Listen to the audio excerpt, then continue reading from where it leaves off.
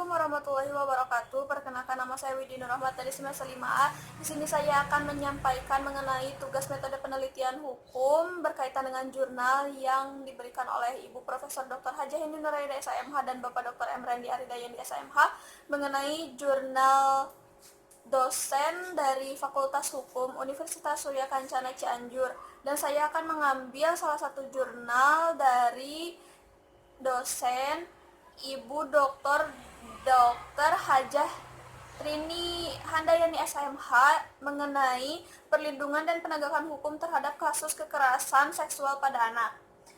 Perlindungan terhadap anak Indonesia bertujuan agar anak dapat tumbuh dan berkembang secara optimal. Perlindungan anak Indonesia adalah dengan mewujudkan pemenuhan hak anak, namun sekaligus dalam waktu yang bersamaan mampu memberikan perlindungan kepada anak dari bahaya yang mengintai mereka, yang pada akhirnya dapat menjauhkan anak dari ancaman perampasan hak anak sebagaimana tercantum dalam Undang-Undang tentang Hak Asasi Manusia pasal 26 ayat 2 yang berbunyi, orang tua mempunyai hak pertama untuk memilih jenis pendidikan yang akan diberikan pada anaknya.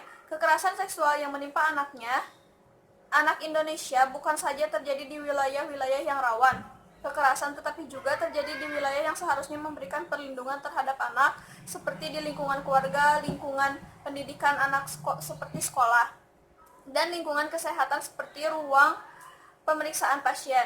Kekerasan seksual terhadap anak merupakan pelanggaran hak asasi manusia berat dan harus ditempatkan sebagai kejahatan luar biasa atau extraordinary crime, karena kerusakan yang disebabkan telah mengancam masa depan generasi bangsa.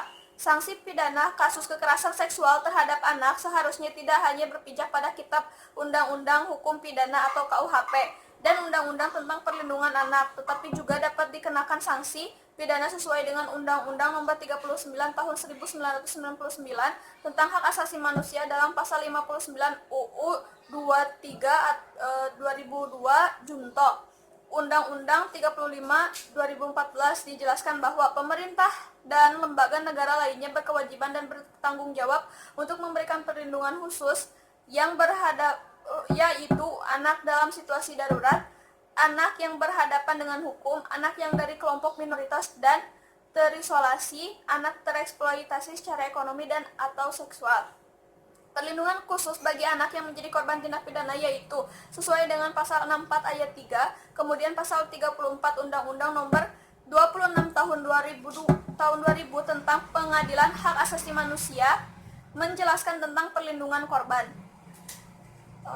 Dan sanksi dalam pelanggaran hak asasi manusia yang berat selanjutnya. Pada pasal 65 disebutkan tentang korban anak yang berhak memperoleh perlindungan dari kegiatan eksploitasi dan pelecehan seksual. Dalam rangka pencegahan jangka panjang perlu strategi dari berbagai pihak yang terlibat, yaitu pemerintah, pihak sekolah, lembaga swadaya, masyarakat yang concern terhadap kasus kekerasan seksual. Pendidikan karakter perlu dilakukan di sekolah dengan cara lebih banyak memberi porsi pembelajaran praktik yang berkaitan dengan pendidikan karakter disesuaikan dengan usia ataupun tahapan sekolah.